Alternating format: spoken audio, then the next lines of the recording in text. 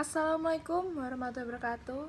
Saya Febila Kalisarama Adijanto, kelas 12 MIPA 2. Di sini saya akan menjelaskan tentang peristiwa APRA, Angkatan Perang Ratu Adil. Peristiwa APRA atau peristiwa Angkatan Perang Ratu Adil terjadi pada tanggal 23 Januari 1945, di mana kelompok milisi Angkatan Perang Ratu Adil atau APRA yang dipimpin oleh pimpinan mantan Kapten KNIL Raymond Westerling, yang juga mantan Komando Depot Special Troepen atau pasukan khusus KNIL, masuk ke kota Bandung dan membunuh semua orang berseragam TNI yang mereka temui. Aksi gerombolan ini telah direncanakan beberapa bulan sebelumnya oleh Westerling dan telah diketahui oleh pimpinan tertinggi militer Belanda. Pada bulan November 1949, Dinas Rahasia Militer Belanda menerima laporan bahwa Westerling telah mendirikan organisasi rahasia yang mempunyai pengikut sekitar 500.000 orang. Laporan diterima Inspektur Polisi Belanda J. M. Verburg pada 8 Desember 1949 menyebutkan bahwa nama organisasi bentukan Westerling adalah Ratu Adil Persatuan Indonesia atau RAPI, dan memiliki satuan bersenjata dinamakan Angkatan Perang Ratu Adil atau yang bisa disebut APRA.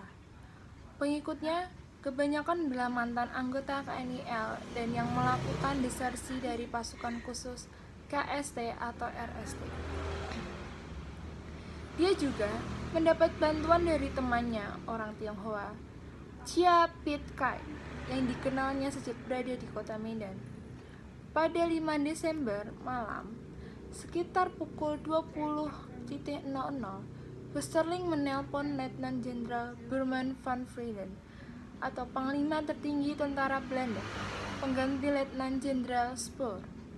Westerling menanyakan bagaimana pendapat van Frieden apabila setelah penyerahan kedaulatan Westerling berencana melakukan kudeta terhadap Soekarno. Dan kliknya, Van Frieden memang telah mendengar berbagai kabar. Antara lain, ada sekelompok militer yang akan mengganggu jalannya penyerahan kedaulatan. Juga dia telah mendengar mengenai kelompoknya Westerling. Jenderal Van Frieden sebagai yang harus bertanggung jawab atas kelancaran penyerahan kedaulatan pada 27 Desember 1949 memperingatkan Westerling agar tidak melakukan tindakan tersebut, tetapi Van Frieden tidak segera memerintahkan penangkapan Westerling. Kemudian terjadinya surat ultimatum. Pada hari Kamis tanggal 5 Januari 1950, Westerling mengirim surat kepada pemerintah RIS yang isinya adalah suatu ultimatum.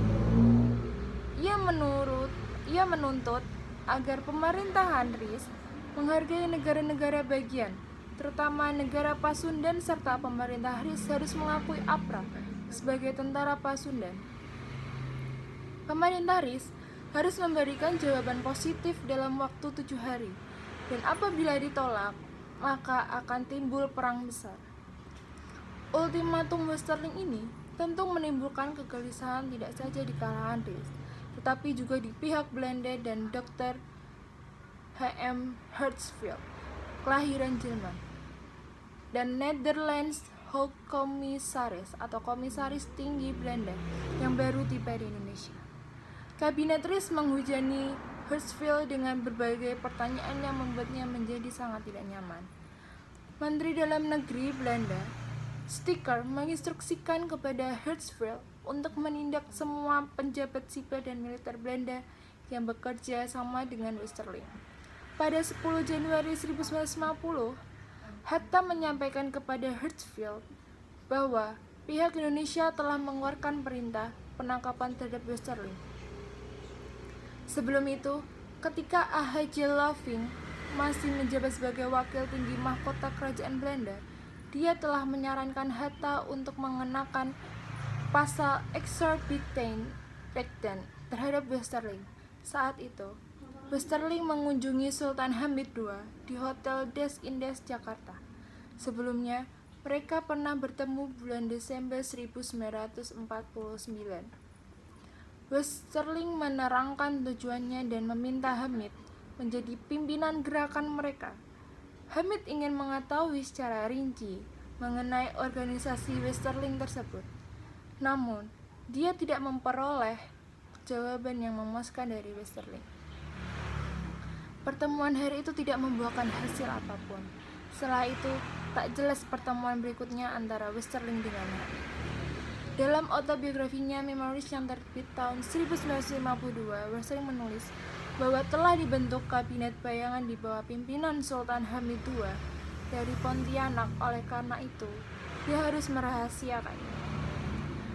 Pertengahan Januari 1950, Menteri UNI dan Urusan Provinsi Seberang Lautan, Mr. J.H. van Marsieven, berkunjung ke Indonesia untuk mempersiapkan pertemuan Uni Indonesia Belanda yang akan diselenggarakan pada bulan Maret 1950.